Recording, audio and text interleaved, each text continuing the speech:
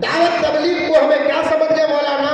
बाहर निकल कर करे तो दावत, बाहर निकल कर करे तो तबलीग। जो माँ अपने घर के अंदर अपने बच्चे को दावत देती है, तरबियत करती है, वो भी दावत है, वो भी तबलीग है। जो बीवी अपने शौहर को रात में सोने से पहले बिस्तर में मोहब्बत के माहौल में अगर दीन की कोई बात करती है, ये भी दावत है, ये भी तबलीग है।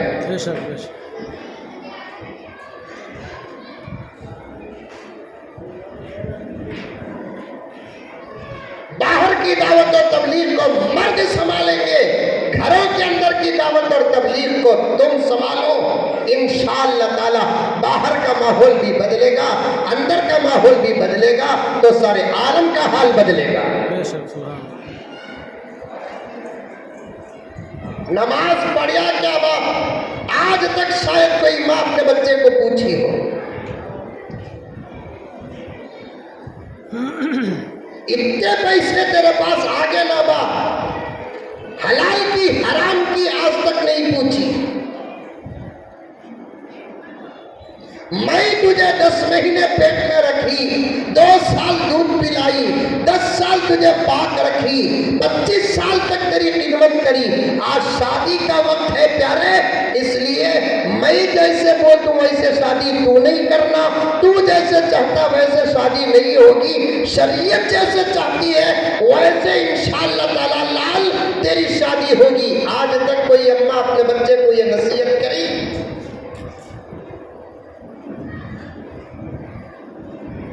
फिर क्या बनेगी हमारी औलाद? चोर बनेगी, जुआरी बनेगी, शराबी बनेगी, तारीके सलात बनेगी, तारीके सौम बनेगी, हराम खोर बनेगी। सबका वबाल किस पर आएगा? इन नस्लों के सरपरस्त खास तौर पर माँ के खाने पर आएगा।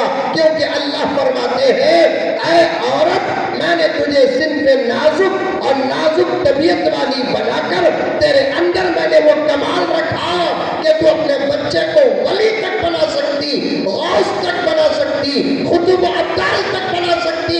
तेरा बच्चा बिगड़ा, शराब वो पी रहा था, मुल्जिम और मुजरिम तू हो रही थी, फिर मेरी आपा क्या होगी?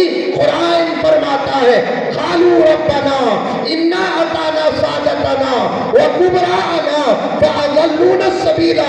अल्लाह, हमारे बड़ों ने हमको गुमराह किया, हम गुमराह हो गए, आज मुजरिम बनकर तेरी अदालत में हाजिर हुए हैं, जहन्नमी बन गए, फैसला हो गया। एक रिक्वेस्ट है, ऑब्जेक्शन है, ये बात है, पिटीशन है। अल्लाह पूछेगा जानते हुए क्या पिटीशन है, क्या रिक्वेस्ट है, क्या ऑब्जेक्शन है? तो बच्चा कहेगा, अल्लाह हमारी बर्बादी में सिर्फ हमारा हाथ नहीं था, हमारी माँ का भी हाथ था, हमारे बाप का भी हाथ था। अल्लाह पूछेंगे क्या चाहता है? ये चाहने वाला बेटा, ये मरने वाला बेटा, खिदमत करने वाला बेटा, कार के सामने, कार के पीछे, ऑटो के सामने, ऑटो के पीछे, मोबाइल के स्क्रीन पर माँ की दुआ का वॉलपेपर रखकर झूठी मोहब्बत का इजहार करने वाला बच्चा अल्लाह की अदालत में उसी माँ को सामने खड़ा करके कहेगा, बस मैं ये चाहता हूँ कि ऐ अल्लाह, मैं जहन्नम जाऊं और मेरी माँ जन्नत जाए, हो नहीं सकता। अल्लाह पूछेंगे क्या चाहता है? ऐ अल्लाह, मेरे लिए जितना अजाब आप तय किए हैं, इसका डबल अजाब मेरे माँ बाप को दीजिए। कुरान कहता है, रब्बना आतिहिम ज़िअफ़ैनि मिनल अज़ाब, ऐ अल्लाह इनको डबल अजाब दीजिए। 25 साल में एक नसीहत शरीयत की नहीं, 25 साल में एक नसीहत सुन्नत की नहीं, 25 साल में एक नसीहत नमाज की नहीं, एक अदब नहीं सिखाई मेरी अम्मा, एक अखलाक का नुक्ता नहीं सिखाया मेरी अम्मा। अजान सुनकर न सर में ओढ़ती थी, न मुझे टोपी की पाबंद बनाई। ऐ अल्लाह, रिश्ता दुनिया का था, अदब दुनिया में था और मामला दुनिया के थे। ये तो अदालत का दिन है, मालिकी यौमिद्दीन अल यौम तुजज़ा, ये आज का दिन है। आप इंसाफ करने वाले, हाई कोर्ट जहां खत्म होता है, लॉयर कोर्ट जहां खत्म होता है, सिटी कोर्ट जहां खत्म होता है, सुप्रीम कोर्ट जहां खत्म होता है, परवरदिगार आलम वहां तुम्हारी अदालत शुरू होती है। अब फैसला साफ साफ होना चाहिए। मैं जन्नत जाऊं और मेरी माँ जहन्नम जाए, कैसे हो सकता है? मेरे बिगाड़ में, मेरे गुनहगारी में और मेरे बदतर होने में मेरे माँ बाप का हाथ था। आप मेरे साथ नहीं बल्कि मेरे से पहले डबल अजाब का फैसला करके मेरे माँ बाप को जहन्नम में दिए। अल-इयाज़ु बिल्लाह, बोलो नऊज़ु बिल्लाह। ऐसा वक्त ना आए कि अल्लाह की अदालत में हमारे बच्चे हमारे दुश्मन बनकर हमारे सामने खड़े।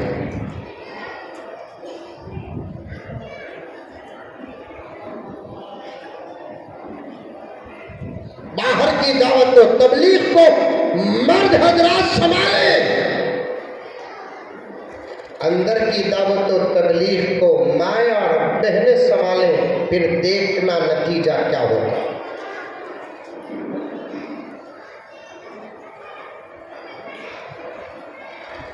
दो मरतबा हज, 4-5 मरतबा उम्रा करने वाला चेहरे में दाढ़ी ली में कहता था। बाद में मेरी मस्जिद को आना भी छोड़ दिए, तिजारत की ज्यादा मसरूफियत होने की वजह से। सुन रहे? अरे समझ में आ रही है बात? जी आ रही है। आ रही है। खाने का भी इंतजाम है तो हाँ, उसके वास्ते सबर से बैठी हूँ। मैं भी खुशबू को बोलना गुजारू, क्या शौक से सुननी ना को बोल को नहीं चुपके मजाक कर लिया। सो दीन की तड़प देख रहा हूँ आपके अंदर, बस जरा मेहनत को और मजबूत करो, वरना मेरे दोस्तों फिर मैं वो जुमला दोहराता हूँ। मस्जिदों के जिम्मेदारा, घर के माँ बाप, गांव के जिम्मेदारा, पर्दे में बैठी हुई माएँ और बहनें, इतने खतरनाक मंसूबे बन चुके हैं दुश्मनों के हमारे मुल्क में, मेरे मुल्क में। इस उम्र में इन बच्चों के ईमान को हम मजबूत नहीं करेंगे, मेरे परवरदिगार ऐसा वक्त हमको ना दिखा। मैं एक डर पेश कर रहा हूँ, जो मैंने हालात को पढ़ा वो देखा पेश कर रहा हूँ। मस्जिदों के जिम्मेदारों, आइंदा मुझे ना बुलाए कोई बात नहीं, लेकिन डंके की चोट में सदर सेक्रेटरी बनकर मस्जिदों में ऐसे ना बैठो जैसे खुद में सांप बैठा है। काम करो, काम करो, काम करो। नहीं कर सकते तो कुर्सी और ओहदा छोड़कर करने वालों को बिठाओ, वरना हमारे मुल्क में ऐसे मंसूबे बन चुके हैं, तवज्जो इधर, ऐसे मंसूबे बन चुके हैं। हमारी तरबियत अल्लाह के फजल के बाद हमारे बच्चों की जिंदगी में शामिल हाल ना हो, हम अपने आंखों से देखेंगे हमारे बच्चे मूर्तियों की पूजा करते हुए। अब बोला ना, बिल्कुल पक्की बात है ये, कुछ नहीं कर सकते। अगर बच्चे की इस मूर्ति पूजा को बाप रोकेगा, बाप जेल चले जाएगा। माँ रोकेगी, माँ जेल चले जाएगी। वो प्लान बन चुका है। मैं दिल से दुआ देता हूँ मौलाना, मैं तो हर दिन सफर में रहता हूँ, लेकिन आप जैसे हजरात की खिदमत में नहीं कर रहा हूँ, इसलिए मैं आप हजरात को दुआ देता हूँ। आज यहाँ कल यहाँ, मुस्तकिल मैं बेंगलुरु में रहता तो आप हजरात की नकल करके मैं भी खिदमत करता, लेकिन मुझे ऐसी खिदमत हासिल नहीं है जो आप लोग करते हैं। स्कूल की छुट्टियों में सिर्फ आपके बच्चों की ईमान की फिक्र करके, बगैर किसी दौलत पर नजर किए, ये उलमा जो मेहनत कर रहे हैं, सजदा अल्लाह के अलावा किसी को करना जायज जायज़ नहीं। अगर जायज़ होता तो मैं कहता कि इन उलमा को सजदा करो।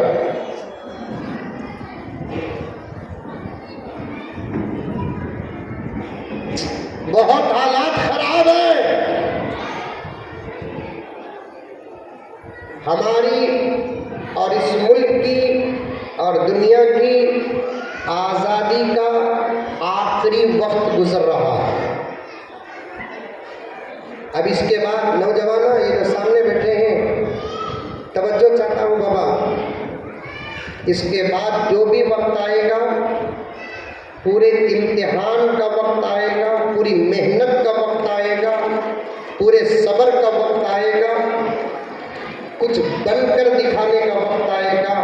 अब गफलत को छोड़ो, उलमा कुरान और हदीस जो बोलते हैं उस पर अमल कर लो। पूरी उम्मत की फिक्र करना वो अलग ताकत थी जो हमारे बड़ों से ख़त्म हो चुकी है। इस वक्त का अच्छा इंसान वो है जो कम से कम अपने घर वालों की ईमान की फिक्र करके मरता है। वो बिस्तर भी में मरे लेकिन उसका मर्तबा शहादत का होगा।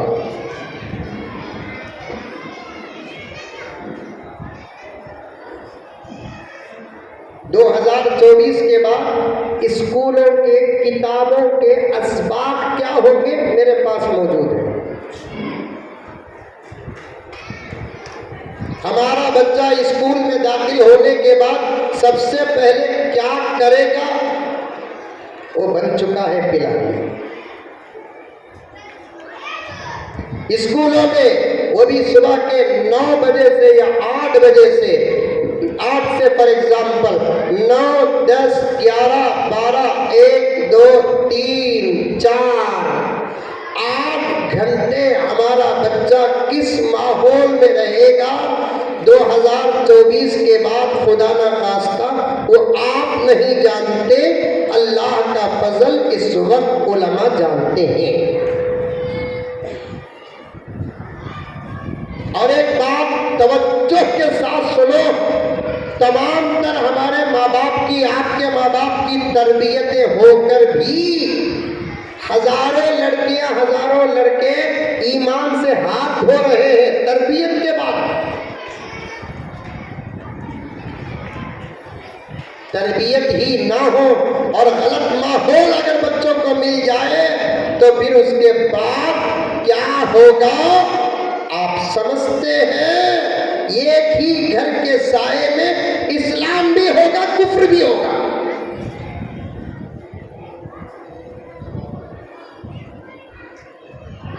एक ही घर के साए में आप जैसे लोग नमाज पढ़ेंगे और जिन बच्चों को तरबियत नहीं वो हमारे घर के अंदर मूर्ति रखकर पूजा करेंगे।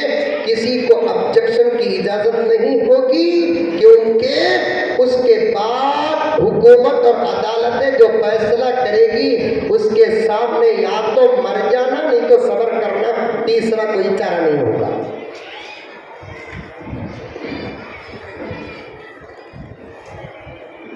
कितने मस्जिदें हैं हजरत इस गांव में? 9 मस्जिदें। मुसलमानों के घर कितने हैं? 10,000। 10,000 की आबादी और 9 मस्जिदें हैं।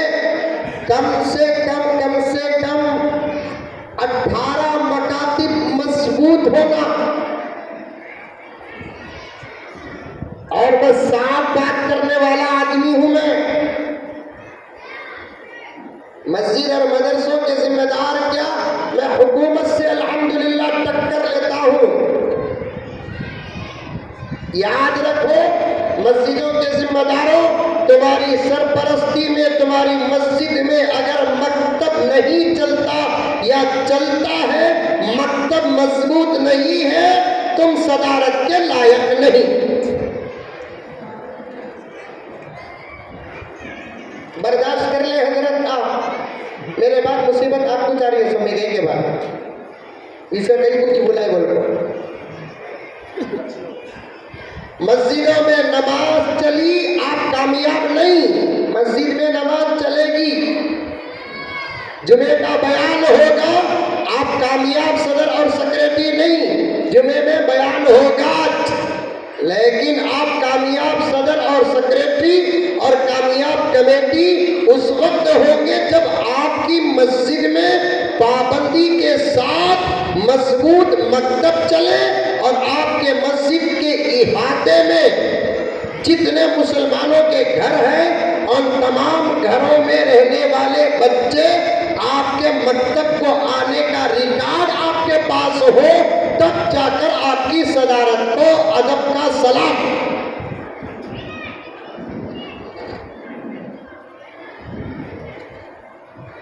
अगर यहां वो निजाम है, बहुत अच्छी बात। निजाम नहीं, बहुत खतरे की बात। और इस निजाम को अगर मजबूत करना है, हजरत का नाम का हमारे बड़े हजरत का मैं देख कर हूँ, मुश्ताक हजरत दावत करता हूँ, तवज्जो चाहता हूँ एक जुमले पर। जरूरी नहीं मेरा बयान सुनना आपको, लेकिन एक मकातिब के निजाम को अगर मजबूत करना है तो ये आजिज बड़े गौर फिक्र के बाद एक प्लान जहन में लाया क्या कि शादी के वक्त उसी का निकाह पढ़ाने की इजाजत दो जो नौशा कुरान पढ़ा हुआ हो, तब जाकर इंशाअल्लाह मकातिब का निजाम मजबूत हो जाएगा।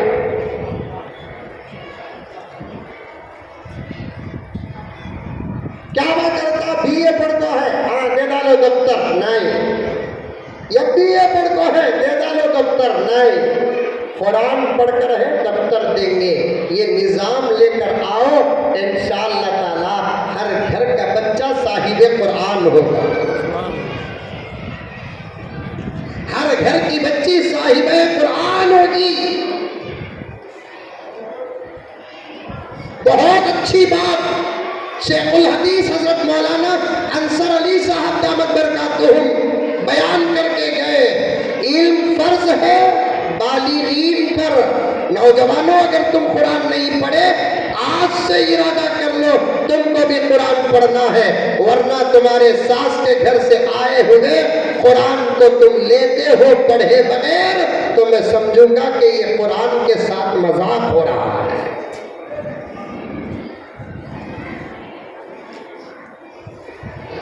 पढ़ो आकर, पढ़ने में कोई शर्म नहीं। कुरान पढ़ो, कुरान का हाफिज बनना फर्ज किफाया, कुरान का नाजरा पढ़ना फर्ज ऐन। बड़े बड़े मेरे वालिद, मेरे दादा, मेरे नाना के उम्र के हजरात बैठे हैं, उनकी इज्जत का लिहाज ना होता तो आज एक से पूछता आया तुम कुरान पढ़े कि नहीं पढ़े, एक का हाथ पकड़ कर पूछता। उतनी दर्द है मेरे सीने में, उतनी फिक्र है तुम्हारी। तुम शर्मिंदा हो जाओगे, इस बात का डर है मुझे। ये बड़े बड़े टोपियां, ये बड़े बड़े इमामे, ये बड़े बड़े झुब्बे, ये दाढ़ियां, ये 3 रोज, ये 10 रोज, ये 40 दिन, ये 4 महीने, ये 1 साल, ये तमाम फजीलतें अपनी जगह पर है। कुरान का पढ़ना अपनी जगह पर है। पूरी जिंदगी अल्लाह के रास्ते में लगा दो, अगर कुरान नहीं पढ़ेंगे अल्लाह की अदालत में मुजरिम बन जाओगे।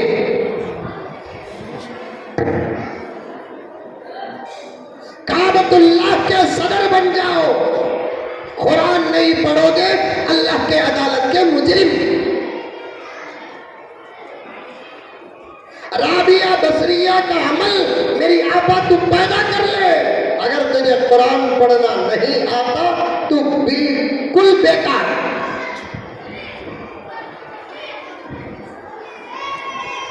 बिल्कुल बेकार। खुद पढ़ो, अपने बच्चों को पढ़ाओ, मकातिब का निजाम मजबूत करो। स्कूल को जाए कि ना जाए कोई फर्क पैदा नहीं होता। जो लोग बकड़ियां मारते हैं स्कूल पढ़ाओ, स्कूल पढ़ाओ, स्कूल पढ़ाओ, उनके बमड़ियों को मारने दो, लेकिन हमारी आवाज है, ऐ मुसलमानों तुम अपने बच्चों को कुरान पढ़ाओ, कुरान के सदक़े अल्लाह तुम्हारे बच्चों की दुनिया भी संवार देंगे। हमें नहीं पढ़े स्कूल, तुम्हें पढ़े हजरत, जर्रा पढ़े रहेंगे, क्या हमारी दुनिया नहीं चल रही है? तुम्हारे से अच्छे कपड़े हजरत पे लगो बैठी देखो, देखो कैसे ही बोली साहब माशाअल्लाह, निकाह में तैयार होगा ऐसा कहा कोई? कुरान वाला एवरग्रीन होता है, कुरान जो नहीं पढ़ता उसे ग्रीन बार बार होना पड़ता है। लड़की देखने जाते हैं, अल्लाह बहुत वक्त हो गया, तमाम बातें काट देता हूँ। लड़की देखने के लिए गए, सबसे पहला सवाल, बच्ची कुरान पढ़को है क्या, ये पूछो। और झूठों का दौर चल रहा है, बोल डालेंगे पढ़को है को बोल को। बच्ची को देखने जाते नहीं, साथ में कोई मुअल्लिमा, कोई आपा को भी साथ लेकर जाओ, ताकि वो अंदर जाकर 1-2-3 सूरे सुन ले। कुरान को सामने रखकर जो रिश्ते होते हैं, इंशाअल्लाह मौत तक वो रिश्ते कामयाब होते हैं। लड़के को भी देखने गए, कैसा है, हैंडसम है कि स्मार्ट है कि आमिर खान के सका है कि सलमान खान के सका है कि हाइट कम शाहरुख खान के सका है कि, ये देखो लोगों, पहले पूछो कुरान पढ़ा है कि नहीं पढ़ा है। अल्लाह के नबी फरमाते हैं, जो सुबह की नमाज के बाद सूरह यासीन को पढ़ लेता है, अल्लाह उसका रिस्क का खुद डायरेक्ट जिम्मेदार हो जाता है। और मुझे अच्छा तजुर्बा है, मेरे दोस्त सफर में रहते हैं, ज़बीउल्लाह साहब, पूछ कर देखो। बेंगलोर में एक मरतबा हजरत मदरसे से फारिग होकर पढ़ा देकर मुझे कहीं दूर जाना था, बेंगलुरु टू तिरुपति जाना था। घर में भी खाना खाए बगैर जोर से पहले निकल गया, वक्त बहुत कम है, मगरिब तक पहुंचना, बेंगलुरु की ट्रैफिक पार करना बोले तो 2 घंटे। रास्ते में एक मस्जिद है, मस्जिद के बिल्कुल बाजू ऐसा शादी महल है। भाई शादी में वो तो होते रहती, मस्जिद को जाकर नमाज पढ़ा। नमाज पढ़ते ही कौन की देख लिया, आशिक मुजम्मिल साहब, उन्हें जाकर शादी में नौशा को बोल डाला, रे नौशा, मुजम्मिल साहब आपको हीरे बोल को। वो नौशा भी आशिक, स्टेज छोड़ कर सीधा मस्जिद को आ गया, फौरन एक बम डालिया, बुलाना बोलकर था हजरत, जो मैं सफर में रहते ही बोल को सुनिया, भूलिएगा सो वो बोलिया नहीं, बुलाना बोलकर था हजरत, तुम्हें सफर में रहते ही बोलकर छोड़ डाला। लेकिन मेरी मोहब्बत देखो हजरत, अल्लाह कैसा कबूल करया, मेरी बाजू शादी हो लगो है हजरत, तुम्हें आपको ही बोल को सुनते कि नहीं की, मैं समझा मैं भी वली चलना, मेरे दिल की आवाज़ को सुन लिया हजरत, 2 मिनट आपको चल जाओ हजरत। मैं बोला नहीं माँ, मैं जाना, तिरपत नहीं होता। इधर नौशों के बाबा आगे, भाया आगे, उधर आरस का बाबा आगा, भाया आगे, जबरदस्ती लेको गए, नौशों को मुबारकबाद पेश किया, फौरन टेबल छोड़ डाले, टेबल बोले तो तकरीर छोड़ के उठ जाएंगे तुम्हें, उठते आइटम अल्लाह खिलाया कि फजर के बाद यासीन की बरकत। अल्लाह फरमाते हैं तू बेफिक्र हो जा, तू अगर मेरी तिलावत कर लेगा तुझे खिलाऊंगा ही नहीं, अच्छे से अच्छा खिलाऊंगा।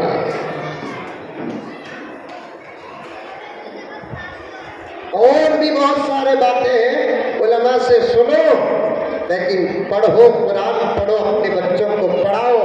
गर्चे के एक छोटे मासूम बच्चे शरारत करते हैं वो अलग बात, लेकिन यही मुस्तकबिल के कौम के जिम्मेदार हैं।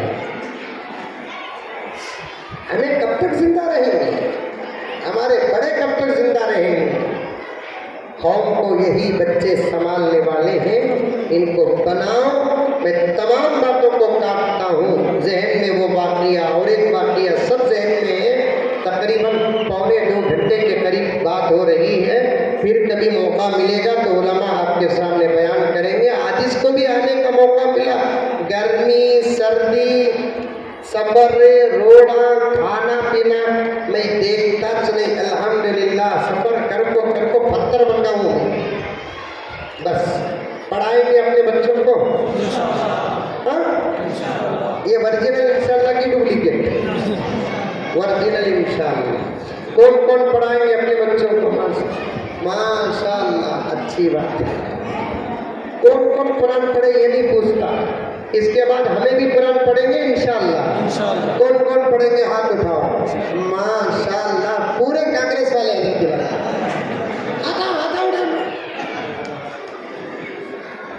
पढ़ो मेरे दोस्तों, पढ़ो। बहुत सख्त ज़रूरत है। ईमान की हिफाजत कुरान के साथ जुड़ी हुई है। एक पॉइंट बोलना चाहता था, वक्त नहीं, फिर कभी अर्ज करूँगा। अल्लाह बहुत खुशी हुई मुझे कि माशाअल्लाह एक ज़बरदस्त माहौल है यहाँ पर। उलमाए किराम मेहनत में लगे हुए हैं। ख़ास तौर पर मौलाना को बड़ी फ़िक्र है कौम के बच्चे और इस गाँव के इलाके के बच्चों के बारे में। अल्लाह ताला कबूल फरमाए। आमीन सुम्मा आमीन। व आखिर दावाना अनिल हम्दुलिल्लाहि रब्बिल आलमीन। एक ऐलान सुनिए कि ये साथी हमेशा मेरे साथ सफ़र में रहते हैं। इस वक्त सारे आलम के बड़े औलिया में से एक वली हज़रत मौलाना पीर जुल्फ़िकार अहमद साहब नक्शबंदी मुजद्दिदी दामत बरकातहू, जिनका फैज़ सारे आलम में चल रहा है। हज़रत की किताब है घर जन्नत कैसे बने। बड़ी बेहतरीन किताब है ये। इसमें शौहर के क्या हुकूक, बच्चों के क्या हुकूक, बीवी के क्या हुकूक, कैसी तरबियत करना, सब कुरान हदीस की रोशनी में हज़रत ने जमा फरमाया। काफ़ी घरों में इस किताब से इख्तिलाफ आया है। ख़रीदना चाहते हैं तो ख़रीदें, पढ़ें, अमल करें। अल्लाह सबको अमल की तौफ़ीक़ अता फरमाए। अस्सलामु अलैकुम व रहमतुल्लाहि व बरकातहू।